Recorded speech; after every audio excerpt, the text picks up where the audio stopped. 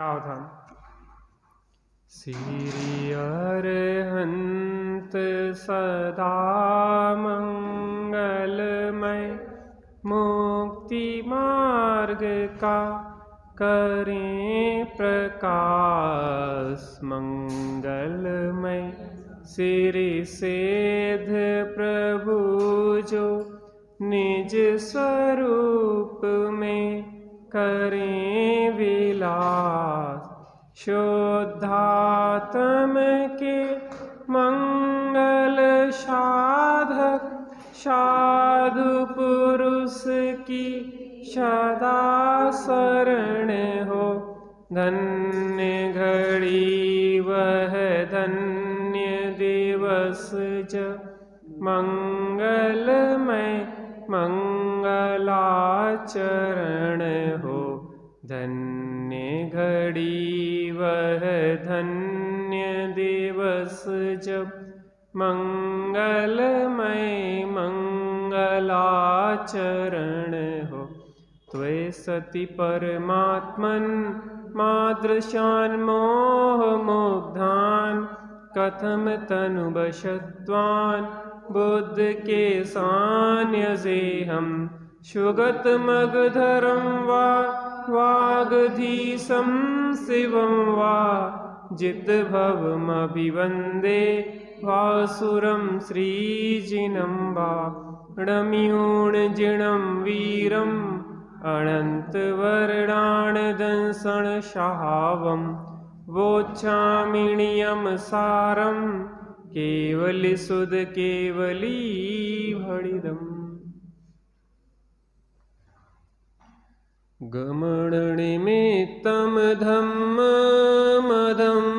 ठिदि जीव पोग्गलाणं च, अवगहणम् आयासं जीवादि शब्दवाणं सब द्रव्य के।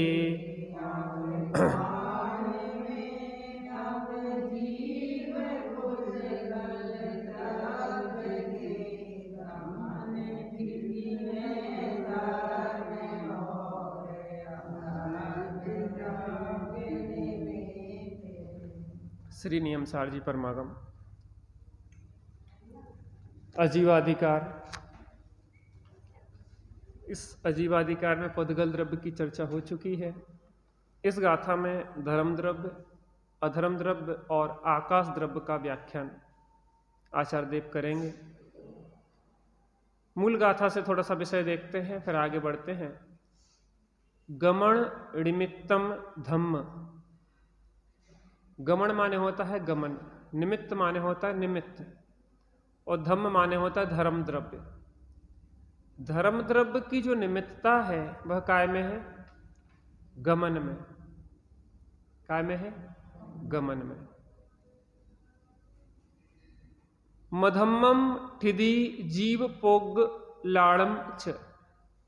मधम्मम माने होता है अधर्म द्रव्य, ठिदि माने होता है स्थिति, जीव पोगल लाड़म च, जीव और पुद्गल द्रव्य के स्थिति में। इसका अर्थ ऐसे निकालेंगे कि जीव और पुद्गल के गमन में निमित्त होता है धर्म द्रव्य, और जीव और पुद्गल की स्थिति में निमित्त होता है अधर्म द्रव्य। देखो, दो द्रव्य जो है उनमें क्रियावती शक्ति नाम का एक गुण होता है। कौन सा गुण होता है? क्रियावती शक्ति। क्रियावती शक्ति से क्या होता है कि जीव और पुद्गल क्षेत्र से क्षेत्रांतर होने रूप क्रिया होती है और स्थिर होने रूप क्रिया होती है। कौन सी क्रिया होती है?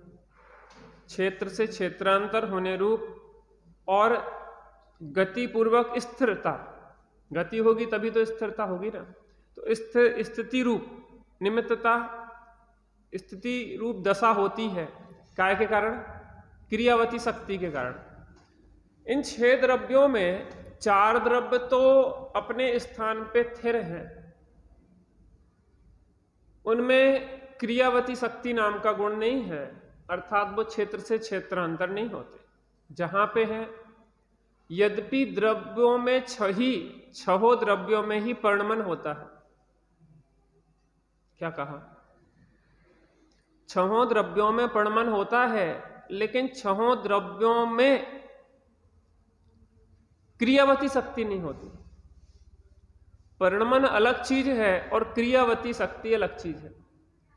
पर्णमन माने जो द्रव्य है उन गुणों के, उस द्रव्य के गुणों का निरंतर पर्णमन होना। तो ना तो बिना पर्णमन के कोई द्रव्य नहीं होता है।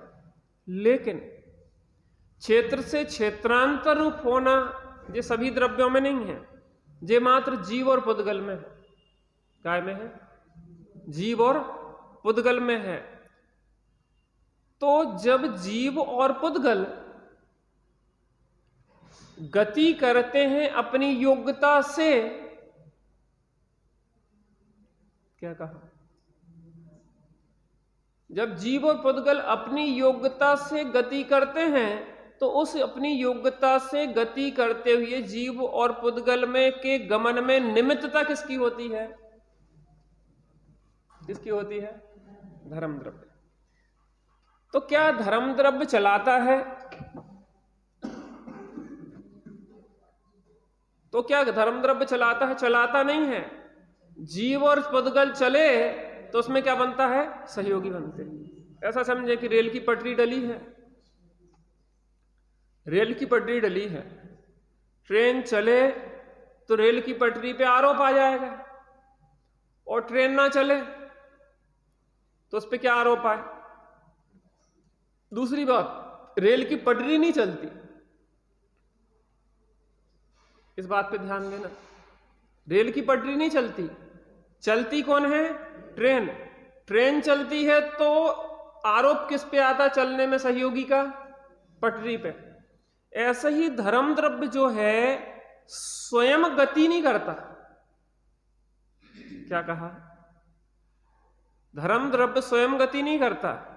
गति करने के लिए जब जीव और पुद्गल प्रयत्नशील होते हैं तो कौन कौन गति में सहयोगी बन जाता है? कौन सहयोगी बन जाता है? धर्म द्रव्य।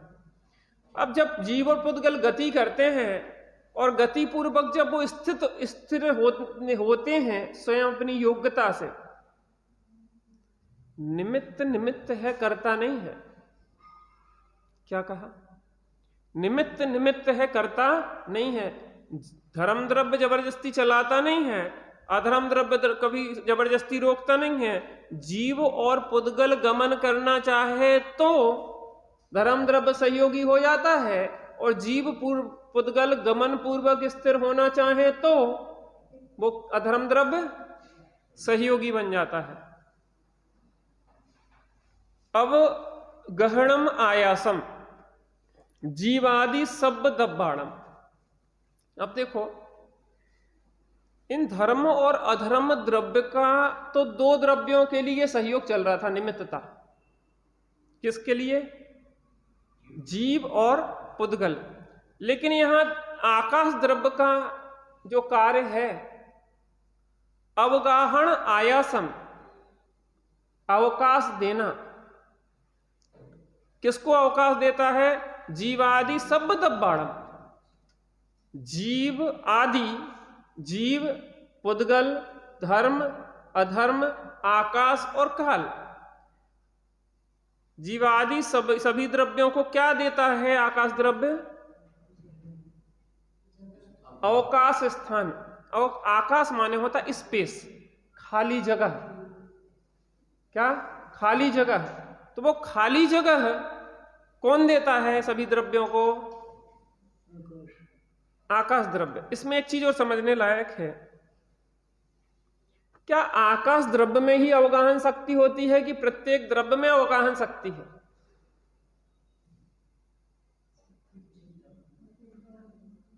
विनीता बहन जी, छहों द्रव्यों में ही अवगाहन शक्ति है। अगर छहों द्रव्यों में अवगाहन शक्ति ना हो तो लोकाकाश के असंख्यात प्रदेशों पे एक एक जीव जिसके असंख्यात प्रदेश हैं, एक एक पुद्गल स्कंध जो 2 प्रदेश से लेकर अनंत प्रदेश तक के हैं, जो धर्म द्रव्य के असंख्यात प्रदेश हैं, अधर्म द्रव्य के असंख्यात प्रदेश हैं, असंख्यात कालाणु द्रव्य है। बात समझ में आती? ठसाठस भरा है ना लोक आकाश। अब मैं ये कह रहे असंख्यात प्रदेशों में अनंतानंत द्रव्यों को संख्यापेक्षा अवगाहन दे रहा है, तो अगर परस्पर में अवगाहन की शक्ति ना होए, क्या कहा, आकाश का तो मूल कार्य स्पेस है ही, आकाश द्रव्य तो स्पेस माने खाली स्थान, तो वो तो सबको दे ही रहा, लेकिन उसके साथ साथ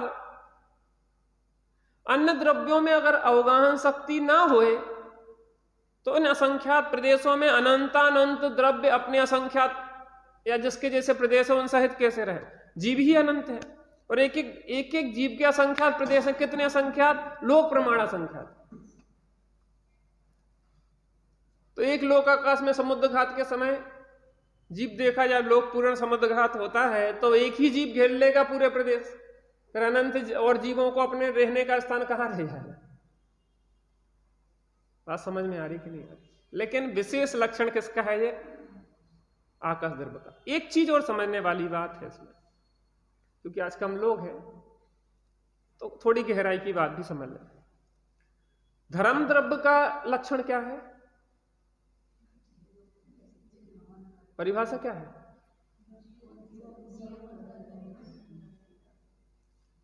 गई परिणयान धम्म,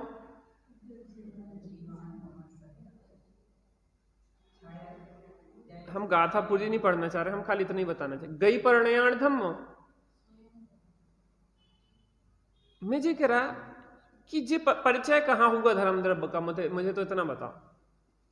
जीव और पुद्गल के गमन में सहयोगी होता है, तो जी इसकी परिभाषा कहां से हुई?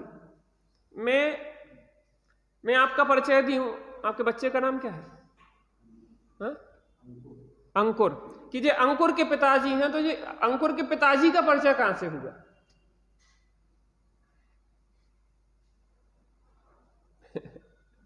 आप जो बताओ ना, अंकुर के पिताजी हैं, आपका परिचय आपके गुणों से होगा ना। ये तो सापेक्ष बात हो गई। ये अंकुर के पिताजी हैं, ये तो सापेक्ष बात हो गई ना।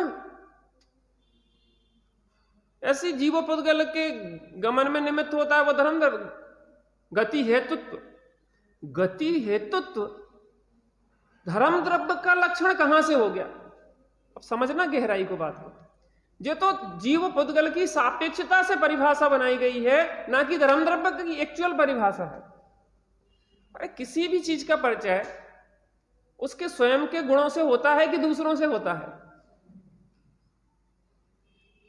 आपका व्यक्तित्व बताया जाता है, आपके गुणों से बताया जाए कि अंकुर के माध्यम से बताया जाए? अंकुर के माध्यम से बता रहे तो आपका कहां व्यक्तित्व आया उसमें? नहीं आ रही समझ में बात? ऐसी अधर्म द्रव्य का काम क्या है? स्थिति हेतुत्व। स्थिति हेतुत्व किसको? जीव पुद्गल को स्थिति में निमित्त। आकाश द्रव्य क्या है? अवगाहन। जीव आदि 6 द्रव्यों को अवगाहन देता। जीव का जब लक्षण बताते तो ज्ञान दर्शन चेतना आदि गुणों का धारी वो जीव, स्पर्श रस गंध वर्ण आदि गुणों का धारी वो पुद्गल। ये तो एक्चुअल परिभाषा हुई ना, उसके गुण पर्यायों से हम बता रहे हैं। लेकिन गति हेतुत्व, जीव पुद्गल को गति में हेतुत्व हो, जीव पुद्गल को स्थिति में हेतुत्व, जो एक्चुअल परिभाषा कहां हुई? लेकिन मजबूरी है, इसकी परिभाषा ऐसे ही बनाना पड़ती है, क्योंकि आप और कुछ खोज भी नहीं पाएंगे। इसको तो केवल ज्ञान की आंख से ना देखा जाए तो कोई स्वीकार करने को तैयार ना हो धर्म और अधर्म द्रव्य को। तो बाकी आकाश द्रव्य और काल द्रव्य को तो फिर भी समझ ले कि परिणमन हो रहा है, स्पेस खाली स्थान है तो आकाश द्रव्य। लेकिन धर्म द्रव्य और अधर्म द्रव्य को तो केवल ज्ञान की आंख से ही समझ पाएंगे। अगर केवल ज्ञान नहीं होता, केवल ज्ञान ही नहीं होता और केवल ज्ञानी का जो सत्य मार्ग ना मिला होता तो हम कितने संशय में होते? आप ये सोचो। क्या कहा? कैसे सत्य बात समझ में आती? कैसे हम भाव भ्रमण मिटाते? कैसे अपने अंदर का वो मिथ्या कर्तृत्व दूर करते? हम तुम्हें रहने के लिए जगह नहीं देते तो तुम कहां रहते? तुम दे रहे कि आकाश द्रव्य दे रहा है? तुम काय के लिए छाती ठोक रहे? तुम भी दूसरे के आधार पे, और तुम दूसरे के आधार पे रह रहे हो, और तुम दूसरे पे एहसान जता रहे हो। ऐसा समझो कि हमारा रिजर्वेशन था और आपको हमने खड़े थे, दया करके हमने आपको अपनी सीट पे बिठा दिया, और आपने एक व्यक्ति को हमारी सीट पे और बिठा लिया और उस पे एहसान जता रहे आप। हमारी सीट पे बैठे हो और एहसान किस पे जता रहे? दूसरे आदमी की। हमने जगह दी, तुमने जगह दे दी। हम कहें कि हमारी सीट पे बैठे हो और तुम दूसरे पे, हमारे भरोसे तुम, और तुम दूसरे पे एहसान जता रहे, ये व्यवस्था तो समझ में नहीं आती ना। हम खुद आकाश द्रव्य पे बैठे हैं दूसरे के भरोसे, आकाश द्रव्य ने थोड़ी जगह दे दी है और तुम एहसान जता रहे। माने आकाश के एक घेरे को बना लिया हमने, एक चौहद्दी मकान की बना ली, ठीक है ना। अब उस चौहद्दी को बनाने के बाद आकाश का थोड़ा सा घेरा घेर लिया, आकाश तो अखंड है, थोड़ा सा घेरा घेर लिया, उसको बता दिया हमारा मकान। किसका मकान? किसका मकान? आकाश द्रव्य का है वो घर कि तुम्हारा घर है? और छाती कौन ठोक रहा है? मैं तुम्हें अपने घर में जगह नहीं देता ना, तो तुम्हारी क्या दशा होती? अगर केवल ज्ञानी की आंख से आकाश द्रव्य का ज्ञान ना होता तो हम छाती ठोक ठोक के अनंत संसार से कैसे निकलते? माने छाती ठोक के माने कर्तृत्व भाव कैसे दूर होता और अनंत संसार का भाव कैसे होता? अगर धर्म द्रव्य और अधर्म द्रव्य ना बताए जाते तो हमें ऐसा, हमने तुम्हें चलना सिखाया, हमने तुम्हें ठहराया, हमने तुम्हें सहारा दिया, हमने तुम्हें आसरा दिया। बात समझ में आ रही ना? ये हमारे कर्तृत्व भाव को तोड़ाता है। हमने तुम्हें उंगली पकड़ के चलाया है, तुमने चलाया कि धर्म द्रव्य निमित्त बना। निमित्तता, एक्चुअल निमित्तता भी देखी जाए तो धर्म द्रव्य ना हो तो कौन चलाए कौन चले, वहीं के वहीं पड़े रहे सबके सब।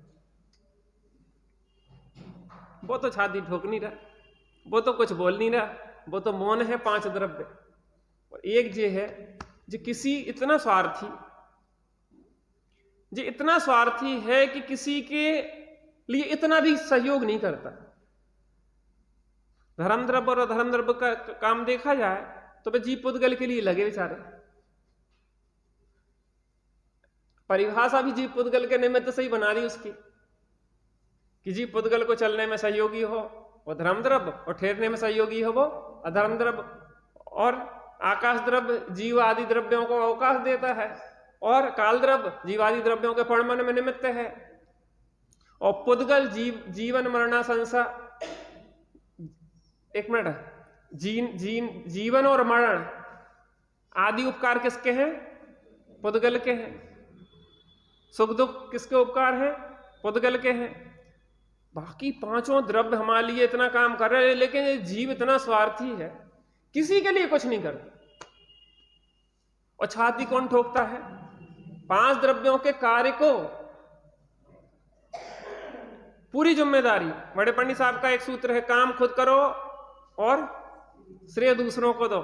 और ये क्या करता है? काम दूसरों से करवाता है और श्रेय कौन ले लेता है? खुद।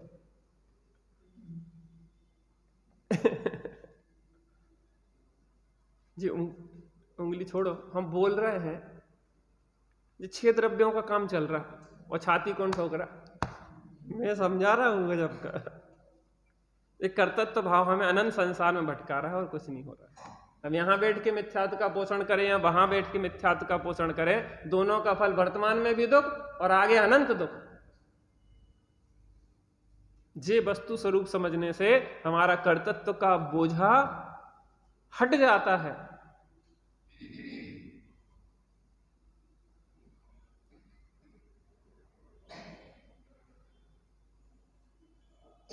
सुनी देशना प्रभु तुम्हारी, क्रमबद्ध हो गई मति हमारी। होना है जो वह निश्चित ही होगा, कर्तृत्व हिमगिरी पिघल रही है। पता जी कर्तृत्व का जो पहाड़ है एवरेस्ट की चोटी जितना खड़ा हुआ है हमारा, वो कैसे पिघलता पता? इस जिंदेसना से पिघलता, ऐसा पिघलने लग जाता है। जब जिंदेसना का ताप होता है तो कर्तृत्व का पहाड़ जो बर्फ का बना हुआ है वो हिमगिरी, वो पिघलना शुरू हो जाती है और पूरी पिघल के बह जाता है वो कर्तृत्व का अहंकार। हम किस पे अहंकार करें? स्वयमेव इस जगत का सब काम हो रहा है, हमको भी धीरे धीरे सद ज्ञान हो रहा। जो ज्ञान कर रहे हैं ना अपन, सद ज्ञान हो रहा है धीरे। जीवन बहुत निर्भर हो जाता है जब हम इस वस्तु स्वतंत्रता, वस्तु तत्व का ज्ञान करते हैं, एकदम हल्के हो जाते हैं, कर्तृत्व की हिमगिरी पिघल जाती है। चलिए टीका पे आते हैं।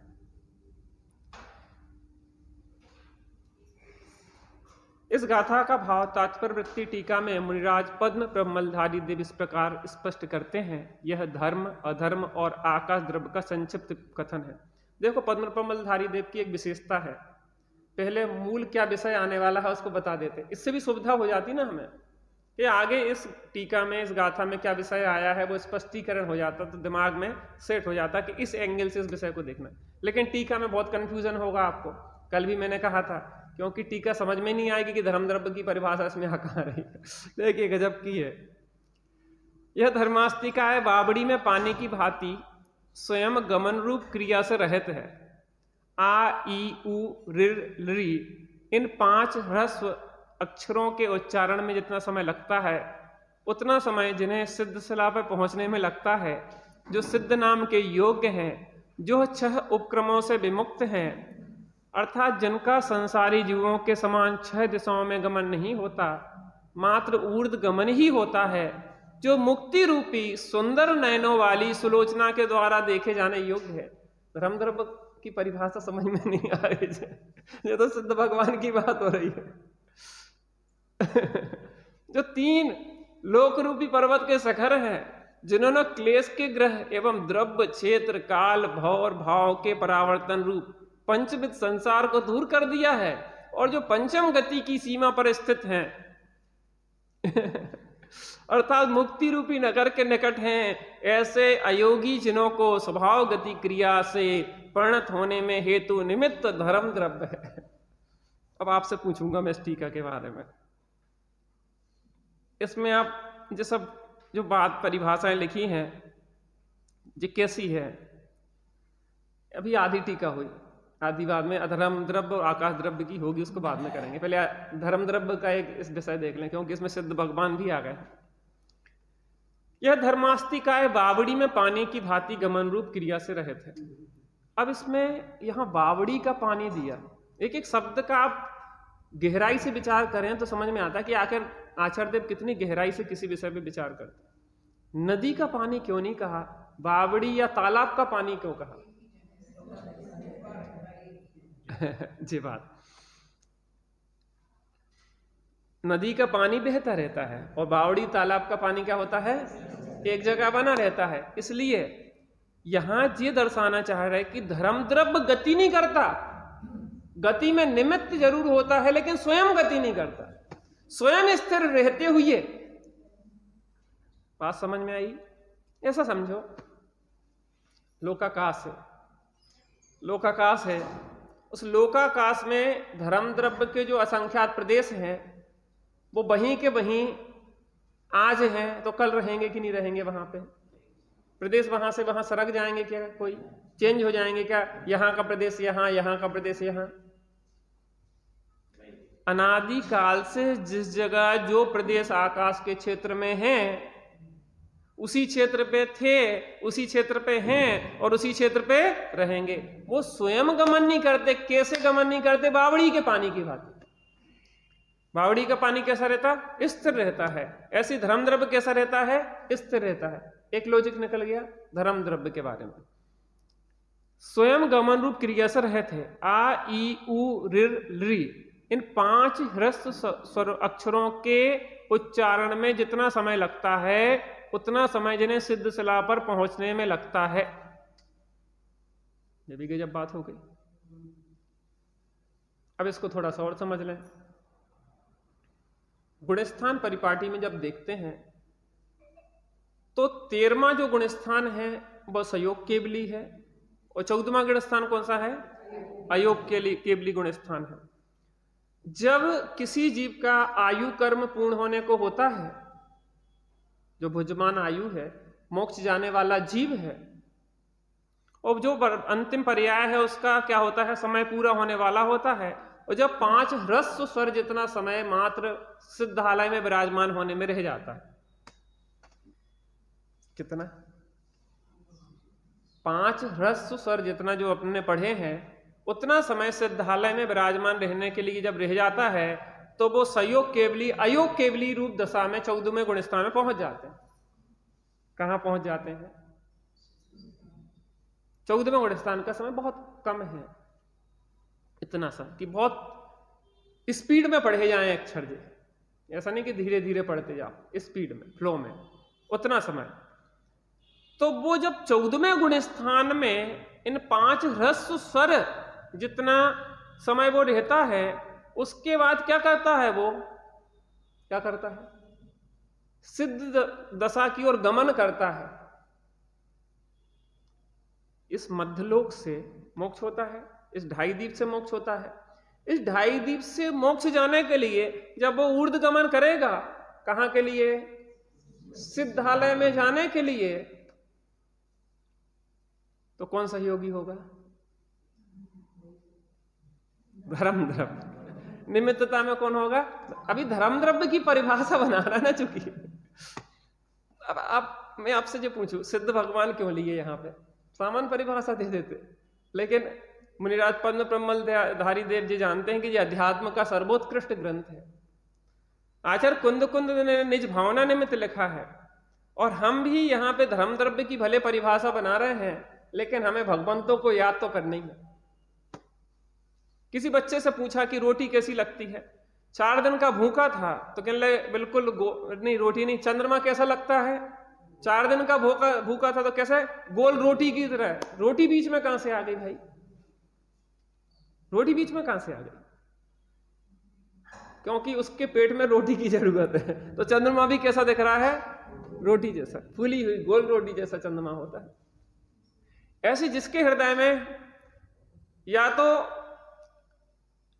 शुद्धात्मा बसता है या सिद्धात्मा बसता है, या कारण परमात्मा बसता है या कार्य परमात्मा बसता है, तो वो कहीं से घूम फिर के आएगा। कोई भी चर्चा कर लो, बात कहां की होगी? जो जहां से आता है वहीं के गीत गाता है। अज्जू भैया, जहां से आता है वहीं के गीत गाता है। ऐसी वो मुनिराज बार बार शुद्धात्मा में जाते हैं या सिद्धात्मा की भक्ति में जाते हैं, सिद्ध भक्ति आदि करते ना, तो किसकी स्मरण आएंगे? दृष्टांत में भी किसको ले लिया? सिद्ध भगवान। सिद्ध भगवान की भी महिमा इतनी गाती आप देखो तो गजब की।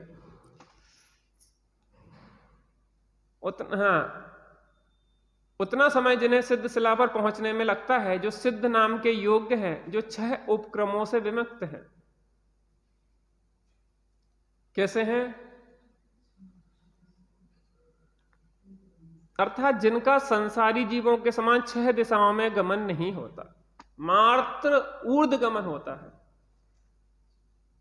समय है।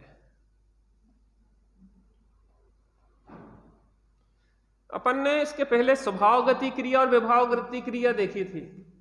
स्वभाव गति क्रिया और विभाव गति क्रिया, इसको समझ लें थोड़ा सा। 14वें गुणस्थान के अंत में जीव ऊर्ध्व गमन स्वभाव से लोकांत में जाता है, वह जीव की स्वभाव गति क्रिया है। और संसार अवस्था में कर्म के निमित्त से गमन करता है, वह जीव की विभाव गति क्रिया है। एक पृथक परमाणु गति करता है, वह पुद्गल की स्वभाव गति क्रिया है। पुद्गल स्कंद गमन करता है, वह पुद्गल की विभाव गति क्रिया है। इस स्वाभाविक तथा व्यवहारिक गति क्रिया में कौन निमित्त होता है? सिद्ध दशा में जीव स्थिर रहता है, वह जीव की स्वभाव स्थिति क्रिया है। और संसार दशा में स्थिर रहता है वह जीव की व्यवहारिक स्थिति क्रिया है। अकेला परमाणु स्थिर रहता है, वह परमाणु की स्वाभाविक स्थिति क्रिया है। और स्कंद स्थिर रहता है, वह पुद्गल के स्कंद के प्रत्येक परमाणु की व्यवहारिक स्थिति क्रिया है। इस जीव पुद्गल की स्वाभाविक तथा व्यवहारिक स्थिति क्रिया में कौन निमित्त होता है? बात समझ में आ रही? दिशाएं, 6 दिशाएं जो हैं, तो 6 दिशाओं में गमन जो होता है वो संसारी जीवों का होता है। ऊपर नीचे, पूर्व पश्चिम उत्तर दक्षिण, ऐसे तो 10 दिशाएं कही जाती हैं। उनके कोने भी लगा लो तो वो 10 दिशाएं। तो इस प्रकार से जो गमन होता है आड़ा तिरछा, वो आड़े तिरछे लोगों का गमन होता है। क्या कहा? आड़े तिरछे लोगों का आड़ा तिरछा गमन होता है, जिनके परिणाम कुटिल होते हैं, जिनके परिणाम वक्र होते हैं, जिनके मोह राग से कलुषित परिणाम होते हैं, उनका आड़ा तिरछा गमन होता है। और आड़े तिरछे गमन पूर्वक स्थिति होती है। और जो जीव अपने समस्त विभावों को जीत लेते हैं, विकारों को जीत लेते हैं, अष्ट कर्म का नाश कर देते हैं, अब उनकी कौन सी गति क्रिया होगी? ऊर्ध्व गमन माने स्वभाव गति क्रिया। उस स्वभाव गति क्रिया में कौन निमित्त होगा? समय हो गया है।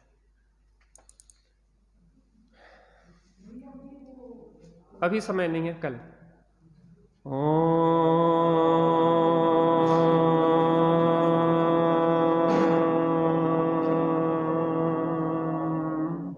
शांति शांति शांति।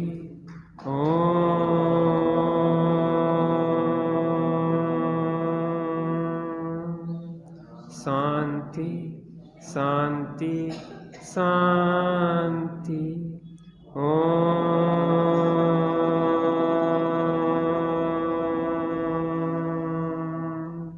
शांति शांति शांति।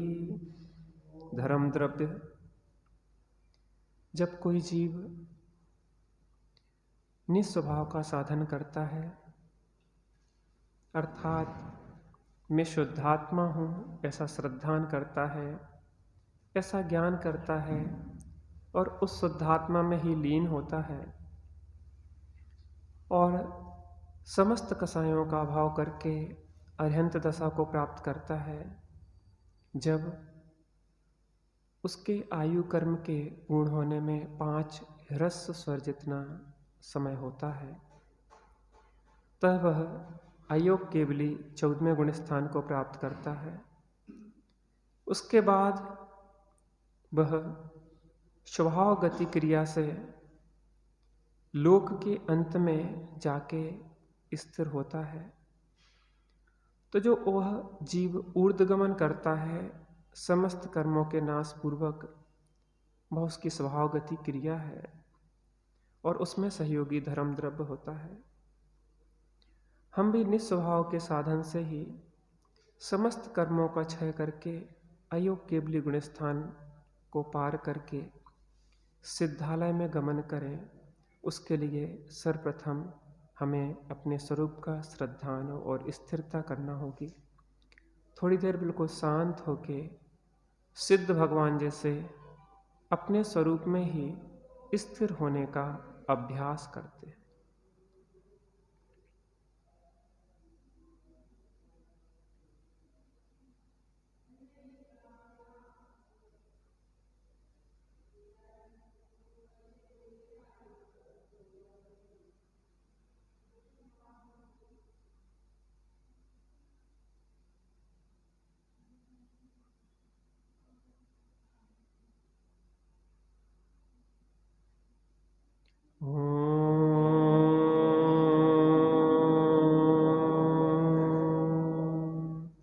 शांति शांति शांति।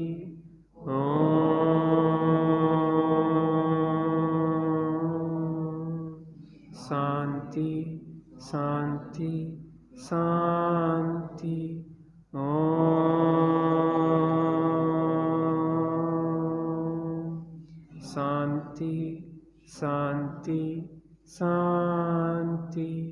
सहजानंदी शुद्ध स्वरूपी अविनाशी हूँ आत्मस्वरूप। सहजानंदी शुद्ध स्वरूपी अविनाशी हूँ आत्मस्वरूप। सहजानंदी शुद्ध स्वरूपी अविनाशी परम उपकारी जिन वाणी सहज ज्ञायक बताया है। हुआ निर्भर अंतर में परम आनंद छाया है।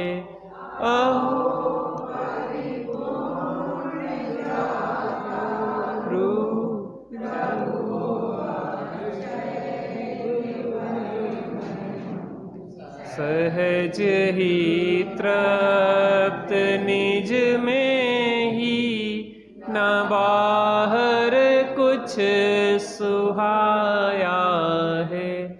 उलझ कर दुर्विकल्पों में बीज दुख के रहा बोता। ज्ञान आनंदमय अमृत धर्म माता पिलाया है। नहीं अब लोक की चिंता नहीं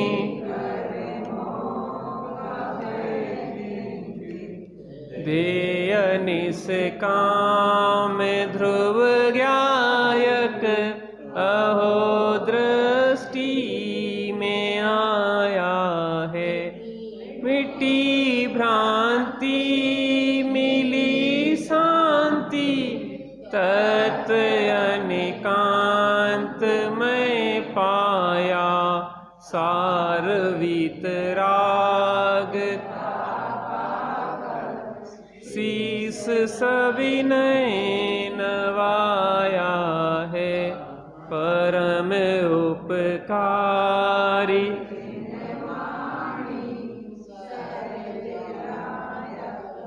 बताया है।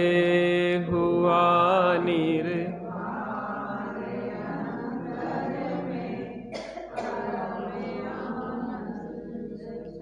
जावाणी के ज्ञान से सूझे लोकालोक। सो वाणी मस्तक नमो सदा दे।